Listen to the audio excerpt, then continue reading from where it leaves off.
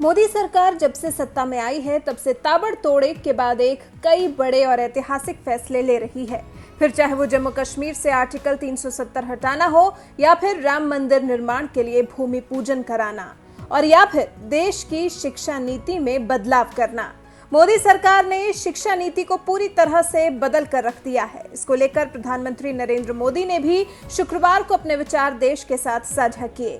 लोगों को नई शिक्षा नीति के मायने समझाने की कोशिश की। पीएम मोदी ने बताया कि कैसे ये नई शिक्षा नीति देश के विकास के लिए लाभदायक साबित होगी। भारत के लोगों को ताकतवर और सशक्त बनाने के लिए शिक्षा नीति में खास ध्यान दिया गया है। प्रधानमंत्री ने बताया कि 34 साल बाद इस नीति में बदलाव किया गया है। ऐसे में हर बारीकी और सवालों पर ध्यान दिया गया है। ये भी खुशी की बात है कि राष्ट्रीय शिक्षा नीति आने के बाद देश के किसी भी क्षेत्र से, किसी भी वर्ग से ये बात नहीं उठी कि इसमें किसी तरह का बायस है या किसी एक तरफा कोई झुकाव है। ये एक इंडिकेटर भी है कि लोग बरसों से चली आ रही एजुकेशन सिस्टम में जो बदलाव चाहते थे वो उन्हें देखने को मिले हैं। वैसे कुछ लोगों के मन में ये सवाल आना बहुत स्वाभाविक है कि इतना बड़ा रिफॉर्म कागज पर तो कर दिया, लेकिन इसे जमीन पर कैसे उतारा जाएगा। यानी अब सबकी निगाहें इसके इम्प्लीमेंटेशन की तरफ है। इस चैलेंज को देखते हुए व्यवस्थाओं को बनाने में जहां कहीं कुछ सुधार की आवश्यकता है, वो हमें सबको मिलकर के करना है और करना ही है।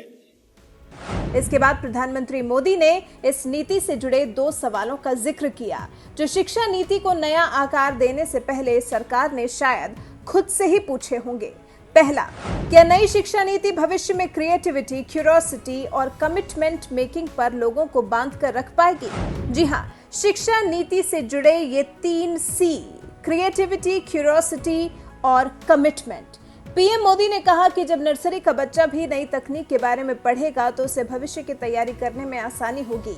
कई दशकों से शिक्षा नीति में बदलाव नहीं हुआ था, इसलिए समाज में भेड़चाल को प्रोत्साहन मिल रहा था।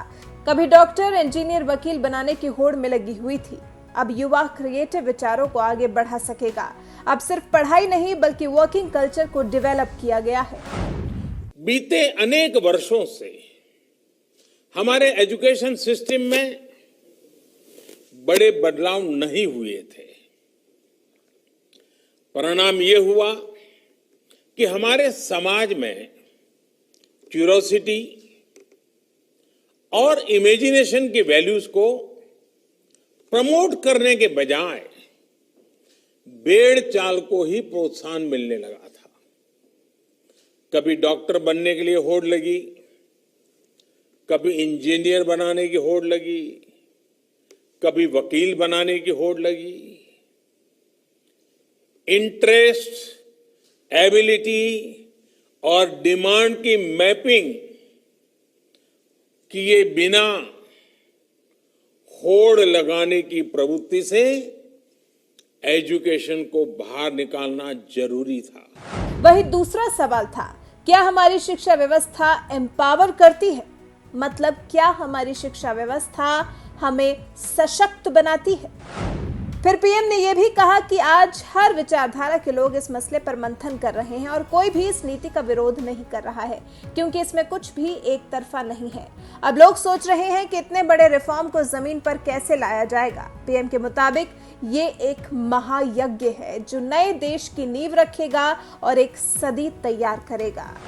और सवालों की भी चर्चा आपसे करना चाहता हूं जो हमारे सामने शुरुआती दिनों में आए थे।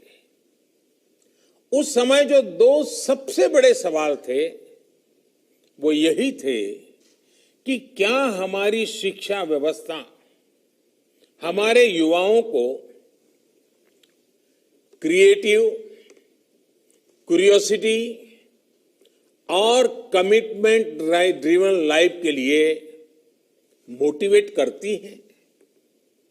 आप लोग इस क्षेत्र में इतने वर्षों से हैं, आपने अपना जीवन शिक्षा के लिए खपा दिया है, समर्पित किया है। आप लोग इसका जवाब बेहतर जानते हैं। साथियों, हमारे सामने दूसरा सवाल था कि क्या हमारी शिक्षा व्यवस्था हमारे युवाओं को एम्पावर करती है, देश में एक एम्पावर्ड सोसाइटी के निर्माण में मदद करती है। आप सब इन सवालों से भी परिचित हैं और जवाबों से भी भली भांति परिचित हैं।